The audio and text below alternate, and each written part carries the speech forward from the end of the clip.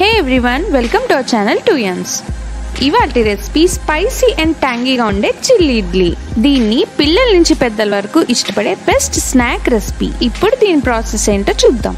దీనికోసం నేను ఇక్కడ చిన్న ఇడ్లీ ప్లేట్లోవి ఇడ్లీస్ తీసుకుంటున్నాను.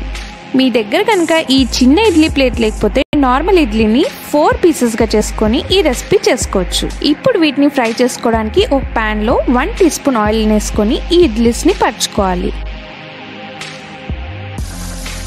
ఇలా గోల్డెన్ బ్రౌన్ కలర్లోకి వచ్చిన ఇడ్లీస్ని ప్లేట్లోకి ట్రాన్స్ఫర్ చేసుకొని అదే ప్యాన్లో ఇంకో 1 టీ స్పూన్ ఆయిల్ని యాడ్ చేయాలి. ఇప్పుడు పెటల్స్ లాగా కట్ చేసుకున్న చిన్న ఆనియన్, 4-5 వెల్లుల్లి తరుగు, 2 పచ్చిమిర్చి సన్నని తరుగు, సగం క్యాప్సికమ్ ముక్కలు కట్ చేసుకొని పెట్టుకోవాలి. ఇప్పుడు ప్యాన్లోకి ఉల్లిపాయలు వేసుకొని 2 నిమిషాలు వేయించుకున్నాక మిగిలిన కట్ చేసుకున్న వెజిటేబుల్స్ని కూడా వేసుకొని మీడియం ఫ్లేమ్లో కుక్ చేసుకోవాలి. ఇలా వేయించుకున్నాక 1 టీ స్పూన్ అల్లం వెల్లుల్లిపాయ పేస్ట్ వేసుకొని పచ్చివాసన పోయేదాకా వేయించుకోవాలి. ఇప్పుడు దీంట్లో 1 tablespoon tomato sauce, 1 tablespoon chilli sauce, 1 teaspoon soy sauce, అలాగే 1 టీ స్పూన్ వైట్ వెనిగర్ని వేసుకోవాలి.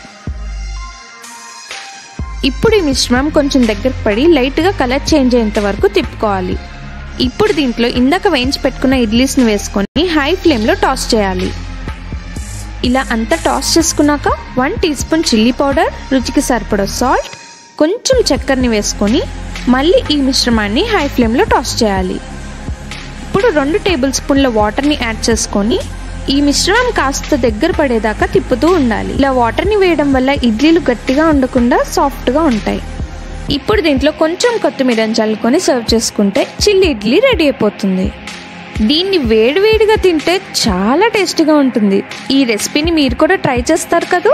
ట్రై చేసి ఎలా వచ్చిందో కామెంట్ సెక్షన్లో తెలపండి. అలాగే సబ్స్క్రైబ్ చేసుకొని పక్కనున్న బెల్ ఐకాన్ని క్లిక్ చేసి ఆల్ ఆప్షన్ క్లిక్ చేయడం మర్చిపోకండి. Thanks for watching.